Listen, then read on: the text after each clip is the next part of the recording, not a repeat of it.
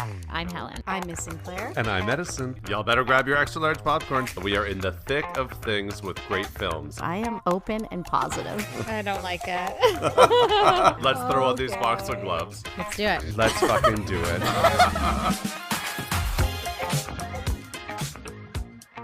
Welcome to Talk Movie to Me, a weekly podcast where we do a deep dive on a new release that's just hit theaters or streaming. I'm Helen. I'm Edison. And I'm Miss Sinclair. And guys, I had the strangest dream last night. Tell us about it. I was sitting in a forest. First of all, me in What? a forest. Yeah, clearly the start of a nightmare.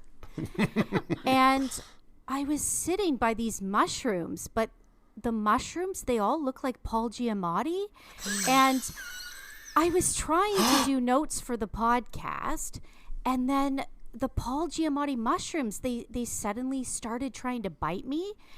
And then I see this man, and he's walking towards me, and he has this really horrible horseshoe for a haircut. Oh my God. And he's dressed kind of frumpy, kind of like Adam Sandler, but more intellectual looking.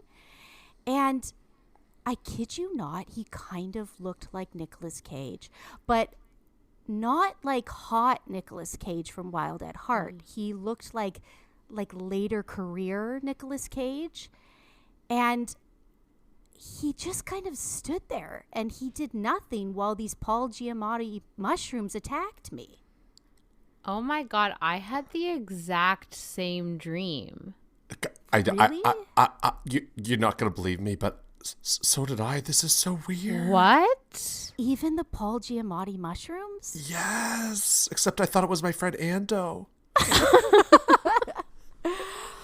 We are, of course, discussing Dream Scenario today. The new film starring the one and only Nicolas Cage. Cage plays Paul Matthews, an ordinary biology professor who lives a passive, unimpressive life, at least by his standards. When Paul inexplicably starts appearing in people's dreams, he becomes a bit of a viral sensation, turning his once mediocre life into a whirlwind of fame, glory, nefarious reputation, and ultimately isolation. This causes Paul to question if his dream of admiration and recognition is in actuality more of a waking nightmare. In the words of Carl Jung, who looks outside dreams, who looks inside awakens.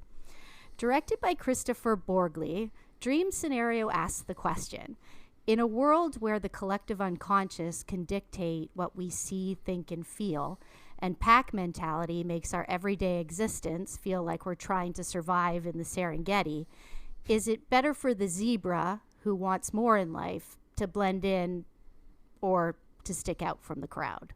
Mm-hmm. Okay, Dream Scenario, first impressions, Edison. Okay, so my very, very first impression of this film was that I had never heard of Saturn Productions before, and I really liked their production logo in the opening credits. I liked it too. I had never noticed seen that, it yeah. before, and I was like, wow, cool.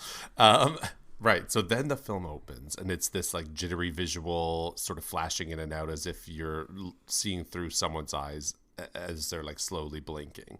It does feel super dreamlike and kind of made me feel like a little tweak of anxiety. Then it's this scene with the girl sitting beside a swimming pool while Nick Cage, who we know is Paul, is like raking leaves, just like kind of zombified. And then things start to fall out of the sky and something falls into the pool and she's like getting scared. She says, "Dad, help me, help me." Starts floating up into the air. And we're like, okay, I know that it's a dream. And I knew the premise of this film going into it, and I think I really appreciated that it just flung us right into the action right off the bat, that there was no sort of beating around the bush or waiting for it to like build up. We're just open this film in the dream sequence, and I'm already like invested in it. So I really liked how this opened. What did you think, Helen? Well, my actual first impression of this movie happened about a year and a half ago when my mom was in Peru doing the Inca Trail. And her and her friend ran into these two women who happened to live in Toronto. And my mom was like, oh, my daughter lives in Toronto. She's an actor. And they were like, oh, our son lives in Toronto. He's an actor. And then they were like, became friends on the Inca Trail. And then while they were there, their son got cast in this Nicolas Cage movie. Oh my gosh, that's so funny. Yeah. So their son, his name's David Klein, and he plays Andy, who's like one of the students in the university. So I knew about it from that point. And they were filming it in Toronto, obviously.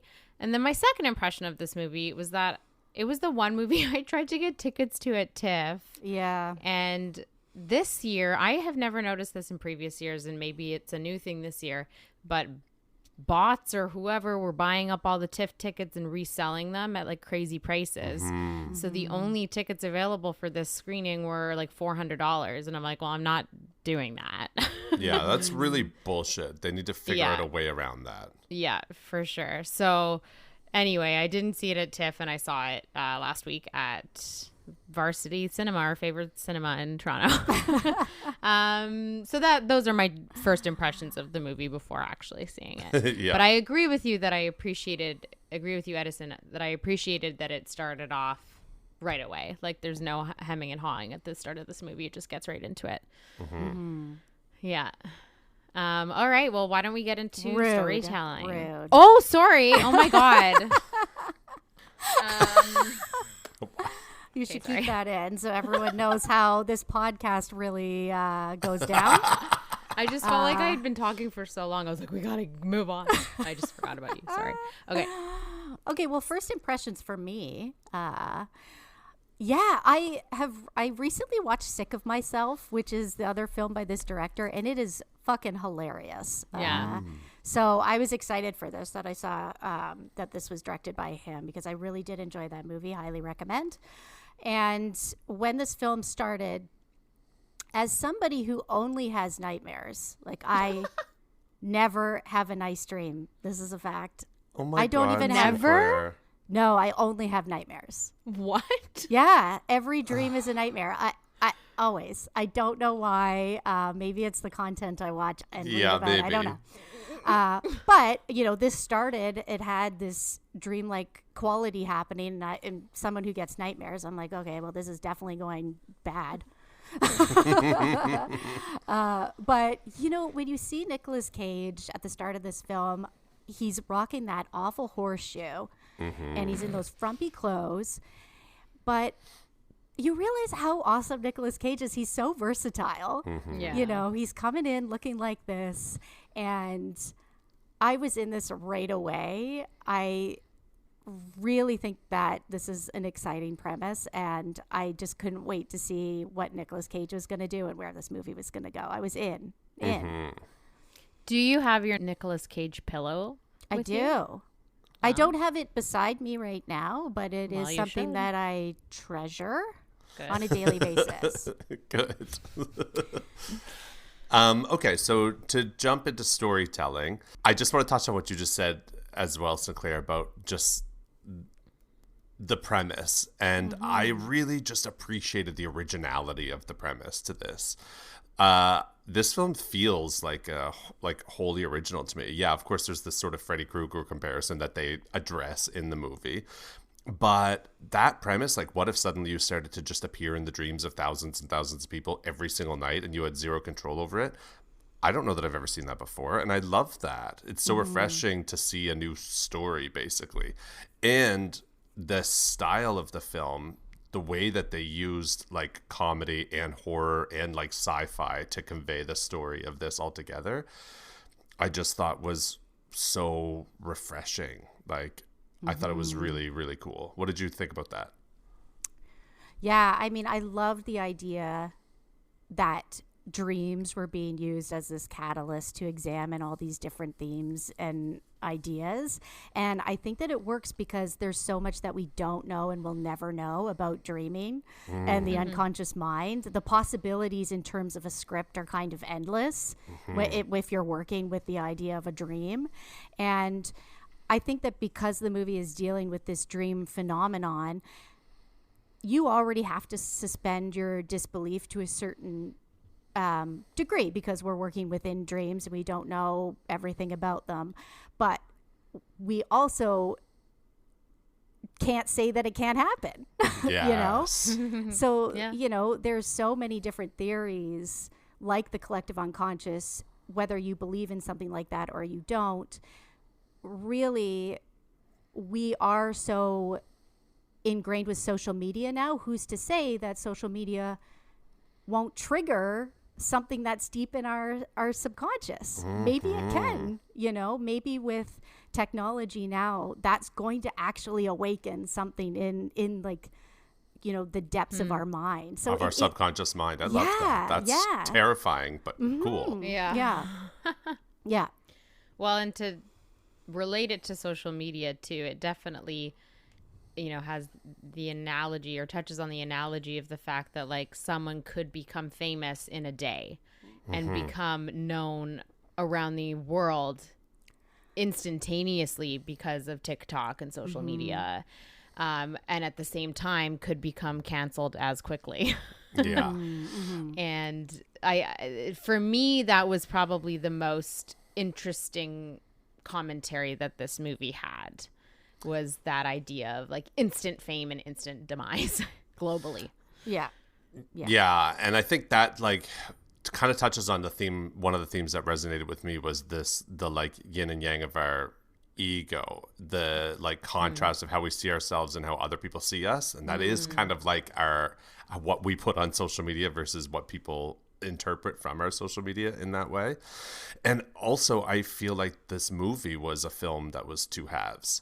Like the first part where he's just this passive character, he's this professor, he's married with a wife and daughter, but he doesn't see himself as successful. He's, described as being utterly forgettable, boring. He is not getting the acclaim. He's desperate for all of this, right?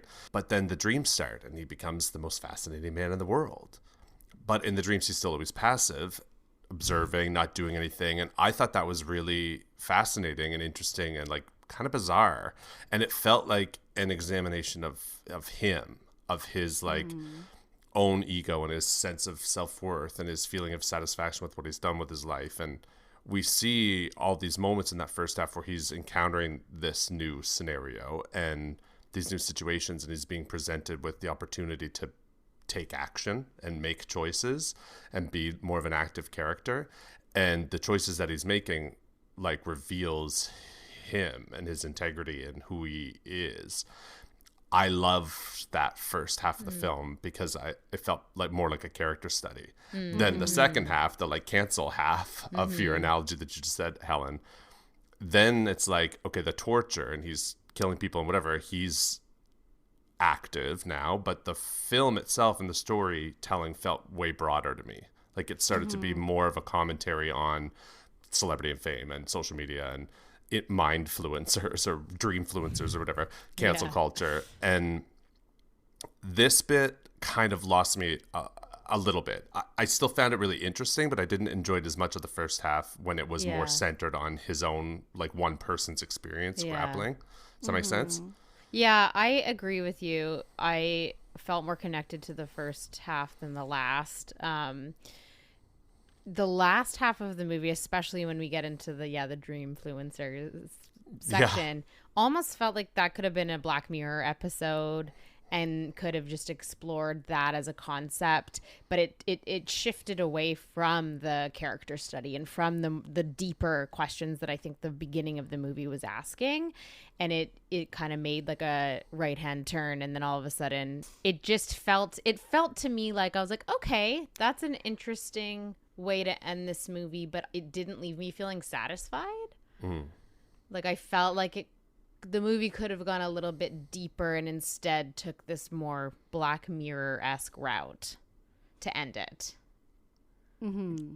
Yeah, it's like ending on a really big idea that would just probably be like another hour of exploration. Yeah. I think that it was trying to show how, even though he was kind of ostracized now, how his impact had been like the catalyst to perfect this idea. Like, we're always moving forward based on what we deem to be a mistake. How can we use this concept and now capitalize on it even more, even though we're kind of casting aside the person that it originated with. Right. Yeah, I thought it was really interesting that he appears in people's dreams and just does nothing. Because you do think that would be his dream, like that would be his subconscious, where he's in his dream doing nothing, and he wakes up and I'm like, I'm a nobody, but I think it is funny that he is appearing in other people's dreams, just kind of standing there nonchalantly, being really passive. And it does work because, even Edison, you were touching on this, where, it's this idea of like, how does everybody else see me? And the idea of you could get famous for doing absolutely nothing. Nothing. You could just be walking down the street and then have a weird interaction with your neighbor. And then suddenly it's online. And like what you actually feel like you could become famous for and what your talents are might not be what actually propels you to this kind of stardom, And I think it's interesting. I think he's the perfect person to play this role because Nick Cage has been very famous for a very long time now. International movie star famous, right? He's experienced real fame. And this film is definitely definitely making commentaries about fame. And I think it's interesting, like, as a society, I mean, we talk about this all the time. We know we make a mistake of thinking that fame has value. But fame in and of itself it's nothing. It has no inherent value, right? Yeah, it can enrich your life or it can destroy your life depending on how you utilize it. So maybe, like this character, he doesn't get that. He's just a professor. So he gets famous and he's just like reveling in the glory of being celebrated and yay. But then the public turns on you and it's over and you have nothing, right? Yeah. But fame can also be really useful if you utilize it to like champion something that you're passionate about or like a humanitarian cause or create impactful art. It can act as a jumping off point. We see him saying, okay, well, I'm famous for the dream. I'm the dream guy, but I'm a biologist and I want to write a book. And I did laugh when Michael Cera was like, okay, well, we're going to, maybe use the dream stuff and then, try to get you, in the room as that. And he's like, I am that. I am already that. I am already doing this. He intuitively knew. And I think it's interesting because if he had have been able to, say, get out a book that was really meaningful to him, that he felt made some actual impact in the field that he's passionate about, and then the public turned on him, right? And then he had all of that, he would have still said, okay, but I can still look at this thing that I created that did have real value as a result of this fame and be okay with it, versus if you're just like a Kardashian, for example, or whatever, and you don't do anything other than be famous and monetize your fame, then when the public turns on you, you got nothing. Yeah. Right. Well, and I mean that when he's meeting with thoughts or whatever. Oh my God, that was so good. It does go to show that like he wants notoriety and he gets notoriety, but not for the thing he wants it for. And the thing that he wants it for, it doesn't have any value to his fame. Right. And so he can't push the book, he can't make them understand that that's actually what he cares about because it's not his brand. Right. And and what I was kind of mentioning in the intro there is that I do think human nature, we do want some sort of, like, we all want to be somebody to some degree. We all want to be admired to a certain degree and be respected. And I think that with the internet, with social media now, that the analogy of the zebra, the zebra and the stripes and blending in or standing out, the world does make you want to sometimes just be a nobody and just put your head in the sand, just bury your head deep in the sand. And we do still have that drive to want to do something, but like we see in the film, when he isn't doing anything, he's passive in the dreams. When he starts doing something, there is criticism. You risk being controversial. You risk your life sometimes gets threatened. So there's this idea of like, if you stand out, you're going to face the repercussions of that. I love that zebra analogy. It's true. It's like he was just a regular guy. He was just part of the herd. But as soon as he was separated from the herd through this experience, right, then he became prey for the predators. Yeah, there's consequences to being seen. There just are. Yeah. Yeah, I think it's really interesting that his book is about ants too, because they do work as a collective, right? And they actually just live to serve the colony. And there's also a very distinct hierarchy in the ant colony, and I think that's really interesting that his book is about that, because you know, he is in this world of academia and he wants to stand out and he you know, wants to get to the top of that hierarchy, but in the ant colony, you have to serve the collective. So he's kind of going against his studies, which I thought was really interesting. I liked that connection. Yeah, the juxtaposition of what he believes and what he preaches versus what he actually wants for himself. Yeah. Right, or what he thinks he wants for himself. Because we do get at the end where he realizes it's like the Helplessness Blues song from the Fleet Foxes, right? Like, just rather be a cog in a big machine, you know, in some ways. One more thing I wanted to mention too is this idea of the collective unconscious and what we see in just out in the world and how that affects maybe our dreams. Like, we see the same images, we see the same memes, we see the same celebrity faces. So I think it actually is possible. Like, think of how many people maybe had Trump nightmares when that was all they were seeing, you know? So like, many. So many. There was a part in the movie where... Or Thor dreams. You know, we're all kind of bombarded with the same imagery.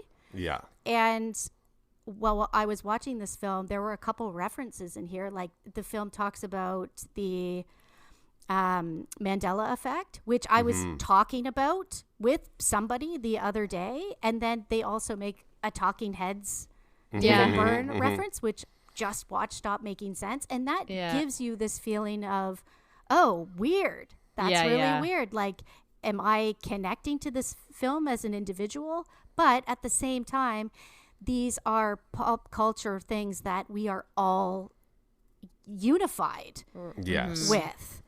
So I thought that was really interesting. Yeah.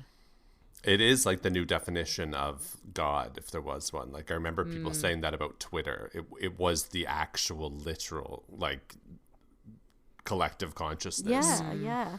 Fascinating. Okay, so what did we think about the performances? I mean, we got to start with Nick Cage.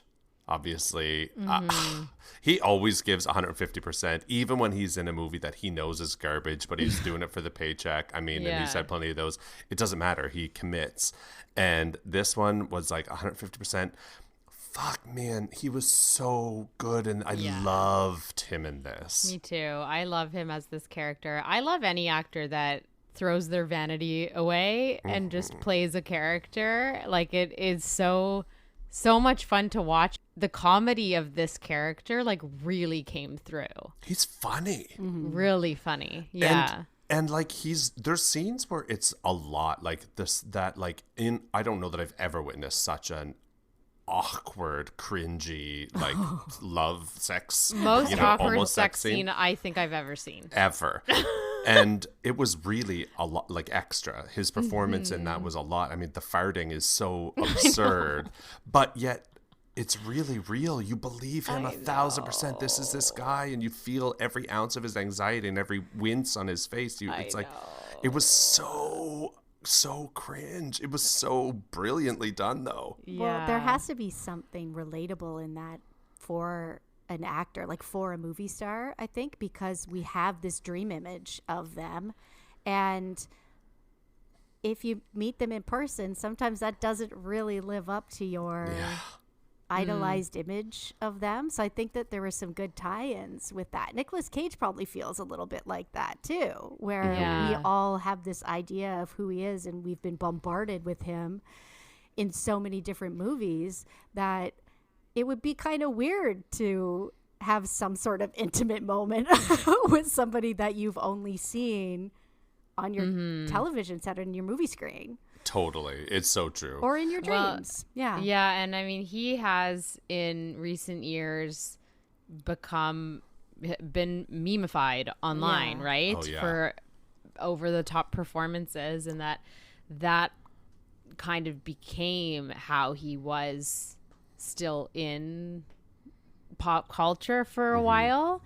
And then when he like kind of decided to play into that and embrace that is where I think a lot of his really interesting roles in the last couple of years have come from. So he himself in his own career is sort of playing with that idea of like how I'm perceived, and can I play off that perception to further my career versus like trying to play against it, right? Well, and you forget too that he's an Oscar winner. Well, that's what I was going to say. Is. This is He's his an best Oscar winner. performance since Adaptation, which he was nominated for, but he won for Leaving Las Vegas, right? And I think this was his best performance since Adaptation. That was 21 years ago. I think so too. Yeah. At least of the films of his that I've seen, and the ones I haven't seen probably aren't going to be his best performances. So, do you think he's going to be nominated again this year? I hope so. I don't think he'll be You don't think nominated so? for this. I would love to see it, but I just feel like The movie's too weird. no. I think that it's just like a tight race. Yeah, maybe. I hope he's nominated. I'm rooting for it because I don't know what else he could have given in this film. Like, I loved the Michael Cera, Kate Berlant cameos, as well as Cousin Greg. We get a brief Cousin Greg at the end, which is so awesome. so good. And he is the exact type who would come up with that stupid dream bracelet. Totally, I know. And of course, Julianne Nicholson. Oh, she's lovely. She's just so authentic. She's lovely. She's such a great actress. She was the only good part of August Osage County, in my opinion. And she's always supported, and I really want to see her be like a main lead. Yeah, she needs that role. Because she's so talented and beautiful. She's just great. What about technical? Well, this is shot in Toronto, so it was really nice to see some Toronto landmarks. There was one point where I thought, that's Elgin. That's Elgin Theatre. Oh, yeah. And I thought that the choice of making the dreams also have a real life quality to them, so you can't necessarily tell if something is a dream until certain little things start going wonky.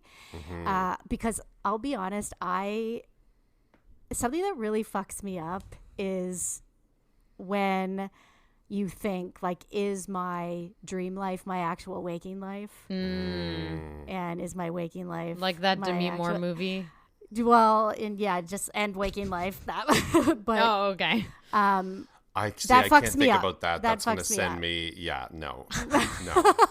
No. We have to change the topic. That's going to. Yeah. Oh, no. We're going to so spiral. I liked that. Obviously, I don't think this had a huge a huge budget for these like fantastical sequences, but what they did do with blending the real world and the dream world, I thought was really good, and it was really effective. Yeah, I thought that the way it was shot was really cool, and Benjamin Loeb was a cinematographer on this, and he also was the cinematographer on Mandy, that fantasy horror film with Nick Cage from a few years ago. Now, that film was like visually completely insane, right? This doesn't have the bombast of that, obviously, but I thought it still was really smart the way that I did it, and also the creativity of some of the shots, like the askew angles in the frames, and think about the kind of horror parts, like that shot of Paul running down the hall of the house toward his daughter's bedroom when she's having the dream, and this like maniacal smile, and his arms going like a sprinter, Marching and high like, march. yeah, that was like really freaky, and the way that they shot it with just looking up at him slightly, and the hallway sort of zooming out behind, it was like terrifying and effective. Yeah. I read an interesting fact about this movie that initially it was going to be Ari Aster directing with Adam Sandler in the lead. Oh my God. See, And- this is what I mean. I just referenced Adam Sandler Yeah. in the intro, not You even did. knowing that. Collective Wow. consciousness. Yeah, like what is going on? And I mean, I'm glad it is what it is, this movie. The only thing I would have loved more dream scenarios, to be honest. That was so fun and like so playful. And there was, you can just do anything with that concept, as you mentioned before, Sinclair. And I mean, if it was Ari Aster, it would have been far more bonkers, I think, and scarier. But Listen, God, we've after seen seeing Bo, enough of Ari I know. Aster's inner mind. Okay, I know. After seeing Beau's Afraid, yeah, Bo is I'm afraid. very That's glad enough. We he don't didn't direct need this movie. him. We don't need Ari Aster in our dreams. Okay, No. No. Thank you. Okay, what was the last word on dream scenario, Helen? Yeah, I enjoyed this. I thought it was really funny. Another moment I wanted to mention that I loved is when he sees that ex-girlfriend. She's like, "Oh, you changed your name," and he's like, "Yeah, I took my wife's name." This is so funny. Yeah, I found this movie really entertaining. I think the second half lost me a little bit, but it's a great performance by Nicolas Cage, and it's really entertaining, really worth watching. Sinclair? Yeah, I really liked this. This worked for me as a whole. It worked for me from start to finish. This director, he cracks me up. Sick of Myself, really funny. I enjoyed this one too, so I'm definitely a fan.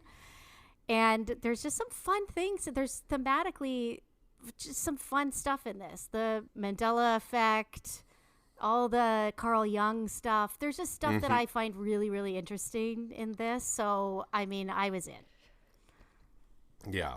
I also really, really enjoyed this film. I thought it was super original storytelling. I loved the premise. I appreciated that it gave us a ton of different ideas to think about and talk about on this podcast episode. I really loved how well it balanced comedy, horror, and I actually did appreciate the sci-fi chunk at the very end. I thought that was cool to throw in. Nick Cage and Julianne Nicholson, fantastic performances. Again, I hope he gets the Oscar nomination. Yeah, it's an oddball kind of a film, but I think that there's something here to like for most people. So I really liked it. And I just need to say that come end of December, we're all going to be having nightmares about Hugh Grant as that fucking Oopa Loopa. I know. Okay? That's going to be in everybody's fucking nightmares. Yeah. Mark my truly. words right now. And it's definitely going to be in yours. I can't wait to hear about that. Yeah, already is. Oompa, All right. Well, this has been another episode of Talk Movie to Me. If you would like to get in touch with us, our email is talkmovietome@gmail.com. Follow us on Instagram @talkmovietome. Rate and review us wherever you get your podcasts. And you can find season 7 episodes on YouTube @Talk Movie to Me Podcast. I'm Helen. I'm Miss Sinclair. And I'm Edison. Take care.